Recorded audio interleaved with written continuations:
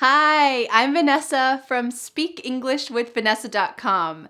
Can you speak advanced English? Let's talk about it. Let's imagine this scene. You are visiting the US and you're about to go eat sushi for dinner. You're walking along and you turn the corner and you see me walking on the sidewalk. You shout for joy and say, "Hey, Vanessa, do you want to join me for dinner? We're eating sushi." I walk over, I'm excited to meet you, and then your face goes like this. Oh, I think I saw in one of your videos that you don't like sushi. And I say, "Oh, I do like sushi. In fact, I can eat quite a few sushi rolls." You probably understand the general idea of what I'm trying to say, but this sentence is advanced English. I said, "I do like sushi." Well, generally in English, we don't put do before like. So why did I say this? Is this a grammatical mistake? And what about this expression, quite a few sushi rolls? Usually few means a little. But why did I say quite a few? Oh, this is an advanced English phrase I would love for you to learn. If you would like to speak advanced English like this and impress me when you meet me on the sidewalk, well, never fear. Today, you are going to learn to speak advanced American English. And like always, to help you never forget what you learn in today's lesson, I have created a free PDF worksheet with all of today's advanced phrases, advanced verbs, advanced sentence structures to help you be able to speak advanced English. You can click on the link in the description to download this free PDF worksheet today. In this lesson, you will see two of my most popular advanced English lessons. So are you ready to level up your English? Let's go. It's a fact that the more vocabulary you know, the more you can understand natural, fast English conversations, and the more that you can express yourself. So today I'd like to help you learn 10 essential advanced English expressions. These aren't specifically for business situations, but you could use them then. These aren't really just slang expressions, but you could use them in casual situations too. These are phrases for daily life. They're phrases that I use all the time, and I have a feeling that you're going to hear them all the time, and hopefully now you're going to be able to use them yourself. During today's lesson, try to say the sample sentences out loud with me. This is a great chance to practice your pronunciation muscles, listen to your own voice, speaking and using great English grammar and vocabulary, and it's a good way to help you remember what you're learning. All right, let's start with the first expression. To take something seriously. Usually we use the word take, this verb, when we're grabbing something or when we're getting something. But instead, this expression uses take in a figurative sense. This means you're accepting something sincerely.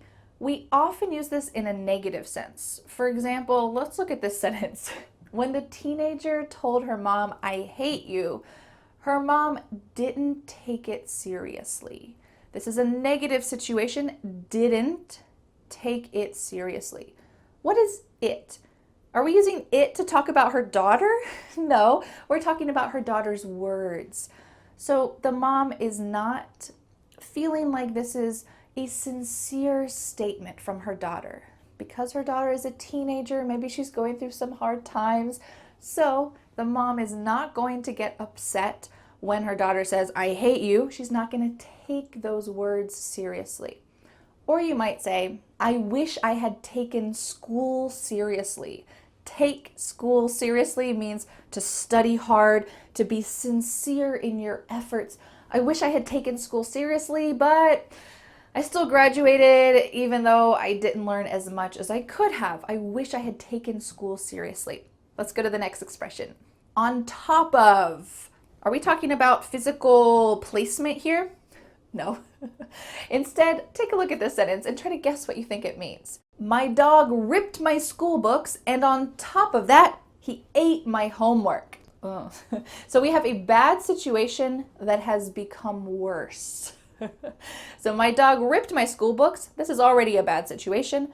But then on top of that, he ate my homework. So we can use this wonderful expression on top of, just like we would in addition to. Usually it shows some kind of surprise. Like, on top of that, he ate my homework. I can't believe it. I'm surprised. In addition to what he already did, he ate my homework. Or you might say, this vocabulary lesson is great. On top of that, it's free.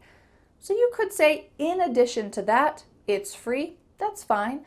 But when you say on top of that, you're implying that you're kind of surprised. I can't believe that Vanessa is giving us this lesson for free.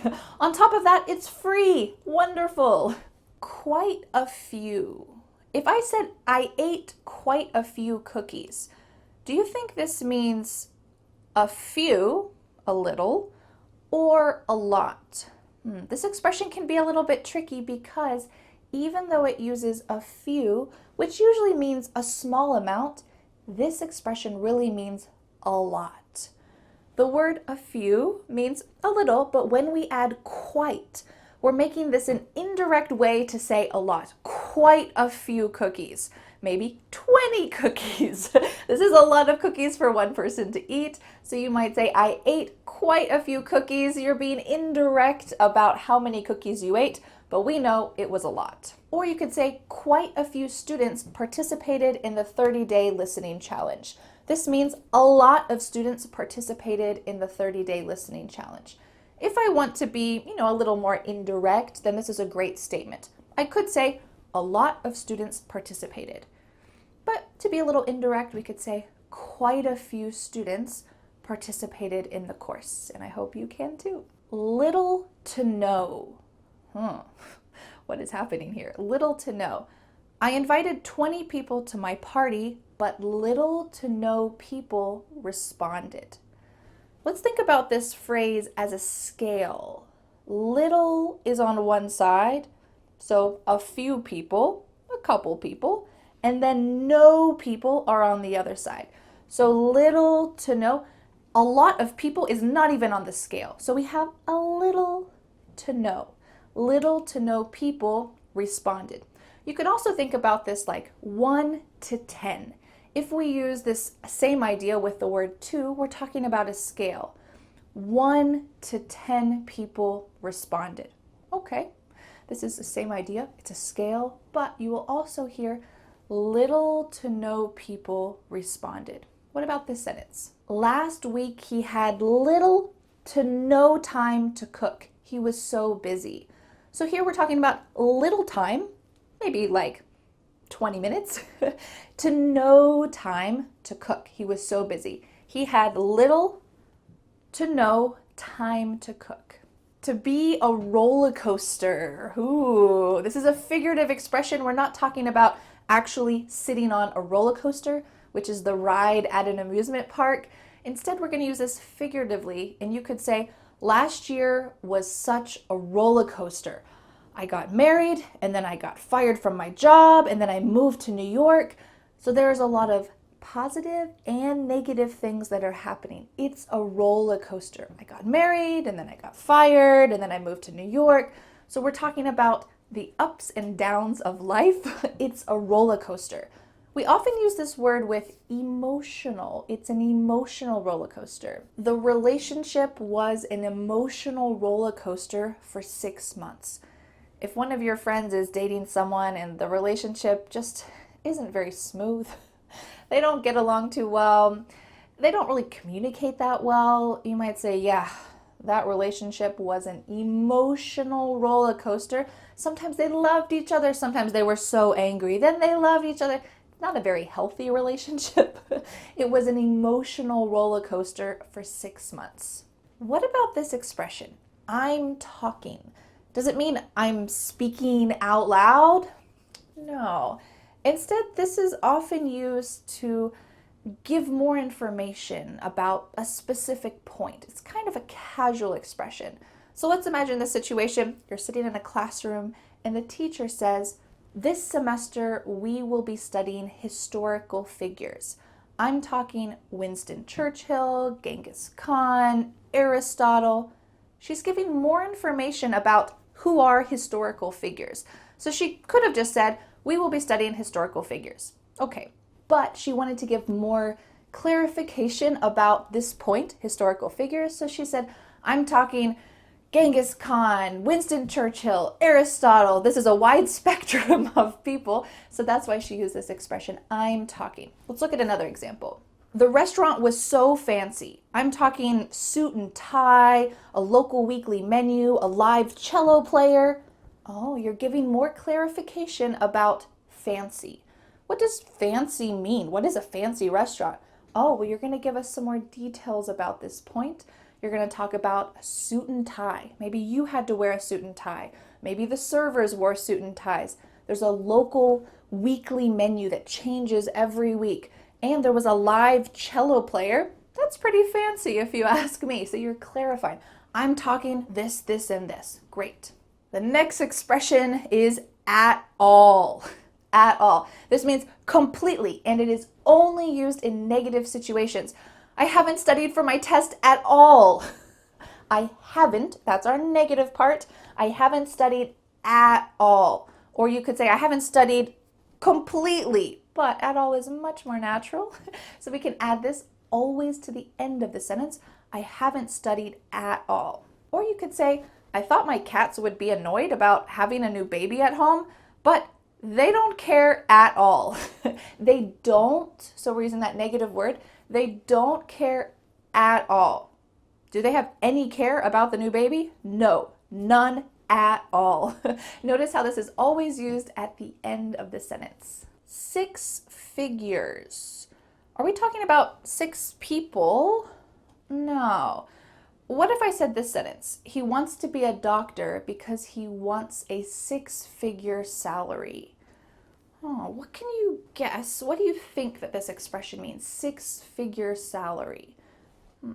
Well, we're talking about numbers that have 6 figures. So this means $100,000 and up. 100,000, 200,000, 300,000. When you're a doctor, at least in the US, usually you make a lot of money, so you have a 6-figure salary. The term 6-figure just denotes money above 100,000. Or you could say they earned 6 figures last year. That talks about how much money they made. I had a student in the 30-day listening challenge ask, can you say 5 figures? For example, I have a 5-figure salary. He makes 5 figures. Not really. We really only use this with 6 figures. And I think it's just because 5 figures could be $10,000, which in the US is not a high salary, or it could be $90,000, which is a lot of money. So it doesn't really have the same implication. But when you say 6 figures, this is always a lot of money. So even if you make 100,000 compared to 900,000, it's still a lot of money. So we only use this when we're talking about 6 figures in a salary. To go through something. We're not talking about going through a tunnel. Instead, this is a figurative phrasal verb expression, and it's talking about experiencing a lot of negative things, a lot of negative experiences. You might say, last month I went through a lot. My grandmother was in the hospital, my car broke down, and I had a terrible cold. So you experienced a lot of negative things. I went through a lot. You can use this in a more vague situation. You could just say, you're going through a lot right now. Please take care of yourself. You're going through a lot. You can use it to talk about your friend. Let's say that you're having a dinner party and your friend doesn't come, and someone says, hey, why didn't he come? You might say, he's going through a lot right now. He needs some quiet time by himself. He's going through a lot. And this implies he's having a lot of difficult experiences right now. So let's take it easy. Our final expression is to make it. Does this mean create something, to make something? No.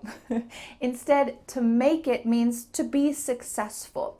You might say, he's moving to LA to become a movie star. I hope he makes it. You can substitute in this sentence and say, I hope he's successful. I hope he makes it. And it here is just his goal. I hope he makes it. But we always keep this expression together, makes it. Or we could talk about being successful in a kind of more vague way. You might say, he drove to the concert through the rain, the snow, the hail, and finally he made it. He was successfully at his destination. He successfully arrived at his destination, the concert. He made it. So it implies struggle, but he was successful in the end. This isn't talking about his career, like going to LA, becoming a movie star. You made it. No, instead, he just successfully arrived at his destination. Whew, after all of that rain, snow, hail, I made it. Great. Excellent work with these 10 new phrases. You opened your mind to these new phrases, so I hope that you'll be able to hear them all around you now. Today, your mind is about to expand, maybe even explode. You might think that you know how to use these 3 simple verbs, but do you really know how to use them? Sometimes English learners think that to speak advanced English, you need to use advanced verbs, but that's not always the case. Sometimes you need to use simple verbs in an advanced way. Are you curious? Good. Today I'm going to help you use tell, do, and bet in a more advanced, natural way. Are you ready to get started with the first one? Let's start with the verb tell. The first meaning of the word tell you probably know. I'm going to tell you a secret. Do you know what she told me yesterday? This just means simply to talk, but this is the simple way to use tell. Let's take it to the next level. Let's take a look at this sentence. I couldn't tell if he was a boy or a girl. Does this mean I couldn't talk about if he was a boy or a girl? No, we're using tell in an advanced way here. This means I didn't know if he was a boy or a girl. I couldn't tell. Let's look at a few other sentences that use tell in an advanced way that means to understand or to know something. It was hard to tell. This means it was hard to know. I couldn't tell by looking at his face. I couldn't know if he was a boy or a girl by looking at his face. You might notice that we often use the word tell in this advanced way with the verb can. Let's take a look at another scenario. Can you usually tell when someone's lying to you? This means, do you easily know when someone's lying to you? Can you easily understand when someone's lying compared to telling the truth?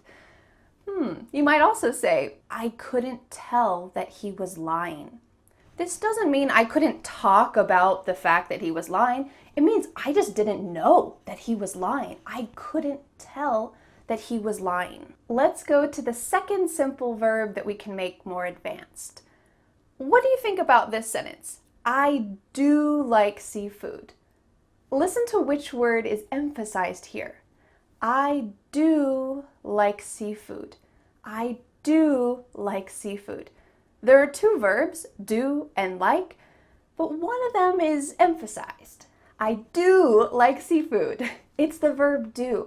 Native speakers often use the verb do to show emphasis, especially to emphasize the truth. Let's take a look at some examples. If you say to me, Vanessa, do you want to go to an all-you-can-eat seafood buffet for my birthday? And then you hesitate and say, oh, I forgot that you don't like seafood. I'm sorry. But really, I love seafood. So I want to politely tell you, you're wrong. I like seafood. How can I say that in a polite way? Well, I can simply say, I do like seafood. So I'm emphasizing that I like it, but I'm also emphasizing that this is the truth. You had an opinion that wasn't the truth, and now I'm sharing the truth with you. Oh, that's not true. I do like seafood. I want to come. I want to go to the all-you-can-eat seafood buffet. Let's look at another example. A couple weeks ago, my husband Dan and I met some new friends, and they invited us over to their house to have dinner. It was really nice of them.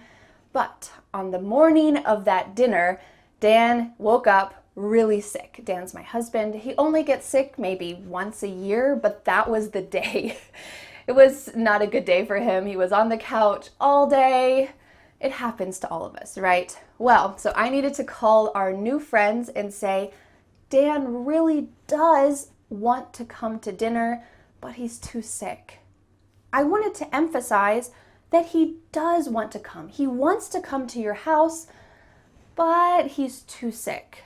I ended up going to the dinner by myself, and it was a lovely time, but it was a sad time for Dan because he was just at home on the couch. Why did I choose to add do to this sentence? What kind of truth am I trying to reveal to them? Well, I was a little bit worried that because we didn't know them very well at least, I was worried that they would think Dan was just making an excuse, that he didn't want to go and I was calling to make an excuse for him. But that wasn't the truth. He was actually really sick and it was a good idea that he didn't go to the dinner.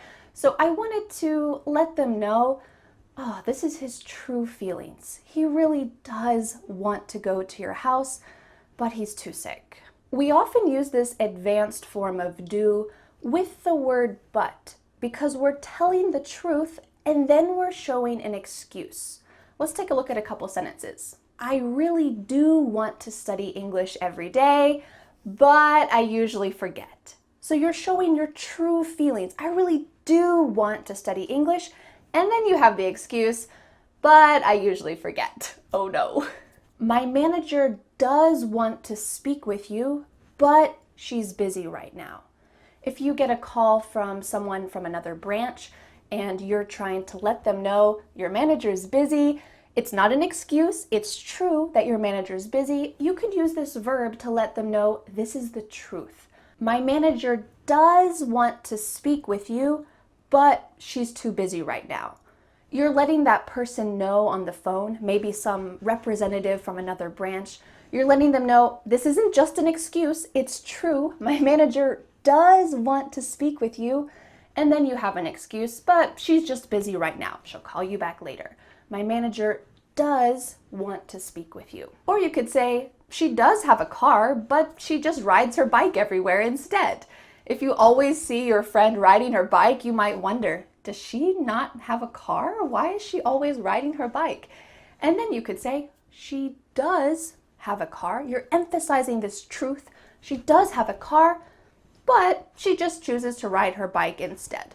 Let's go to the third verb that we can make more advanced. I use this one all the time, so I'm so glad to share it with you because you'll be able to understand it when I use it and when other people use it.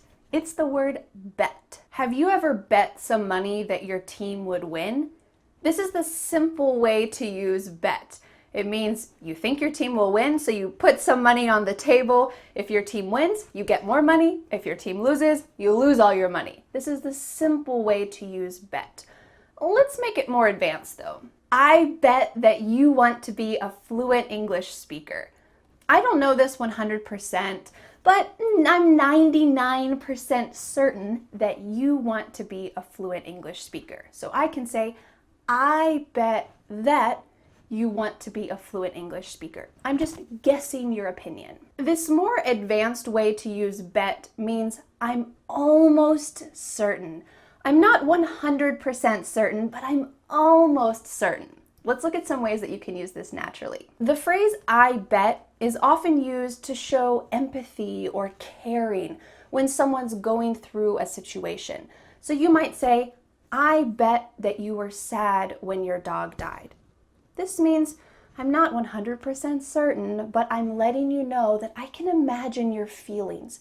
I'm almost certain that you were sad when your dog died, and I want you to know that I understand you were sad. Oh, I bet you were really sad when your dog died. Do you see the tone of my voice and the look on my face? It shows caring and empathy. I bet you were really sad. Let's look at another example. I bet that you were annoyed when your boss didn't give you a raise. I'm not 100% certain, but I'm mostly certain that you were annoyed when your boss didn't give you a raise. This is a really kind and thoughtful and polite expression to use when someone you know is having a difficult time in their life. If your friend was expecting a raise and then you see them and they look pretty sad and they tell you, I didn't get the raise. You could use this expression. I bet you were annoyed when your boss didn't give you that raise. Oh, I bet you were really disappointed when your boss didn't give you that raise. You're sharing feelings with them. You're empathizing. You can use I bet for those negative situations, like, I bet that was really hard. I bet that situation was really hard for you. But you can also use it in positive situations. Oh, I bet you're glad that your exams are over. The word glad is not a negative thing, it's a positive thing, but you're letting them know, I understand your feelings. I bet you're glad the exams are over, now you can finally relax. We just talked about how you can use I bet to show someone that you are understanding and caring about their feelings. This is kind of a deep friendship type of expression, but there's a lighter way that we can use it as well. It's simply when you're predicting what might happen in the future. You could simply say, I bet that it will rain today. I bet that it's gonna rain. There's dark clouds, the air is a little bit moist. I bet it's gonna rain. You're just predicting, you're almost certain, you're not 100% certain, but you're almost certain that it's gonna rain. Or if you've never been skiing, like me, you might say, I bet that I'm gonna break my leg when I go skiing. This is a prediction for the future. I hope whenever I go skiing for the first time, this doesn't happen. But you can use this expression to say, this is my prediction. It will probably happen, not 100%, but there is a high possibility that it might happen. I bet I'll break my leg, or I bet that I'll break my leg. Notice that in all of these sentences, we use the pronoun I. I bet. This is because I'm certain. I don't know your certainty, but I know my certainty. I bet it's gonna rain. I bet you were sad. I bet that was a hard time. I'm talking about my own certainty. It's not so common to hear this with other pronouns. You bet that this will happen. He bets that this will happen. It's most likely that you're gonna hear this with I bet. So I want you to be able to use that too. Before we go, let's do a little review. I want you to say these sentences out loud, exercise your pronunciation muscles, and speak. It's going to help you to remember these 3 simple verbs used in an advanced way. Are you ready? Let's go. I couldn't tell if he was a boy or a girl. It was hard to tell. Can you usually tell when someone is lying to you? I can't tell. I forgot that you don't like seafood. No, I do like seafood. I really do want to study English every day, but I always forget. She does have a car, but she always rides her bike instead. I bet that you want to be a fluent English speaker. I bet that you were annoyed when your boss didn't give you a raise. I bet you're glad that the exams are over. I bet that it's going to rain today. How did you do? Did you get some pronunciation practice? I hope so. Now I have a question for you. In the comments, I want to know what is something that you really do want to do, but you just don't do. For example, you might say, I really do want to go to bed earlier, but the night just passes so quickly and before I know it, it's 2 a.m. Or I really do want to see my parents more, but I'm just too busy. Let me know in the comments, what is something that you really do want to do, but you just don't do?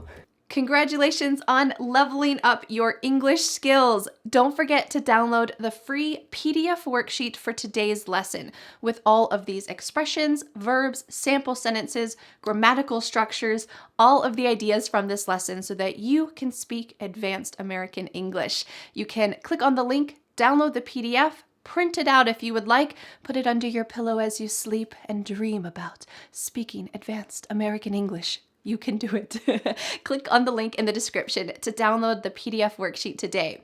Well, thank you so much for learning English with me. I will see you again next Friday for a new lesson here on my YouTube channel. Bye. The next step is to download the free PDF worksheet for this lesson. With this free PDF, you will master today's lesson and never forget what you have learned. You can be a confident English speaker.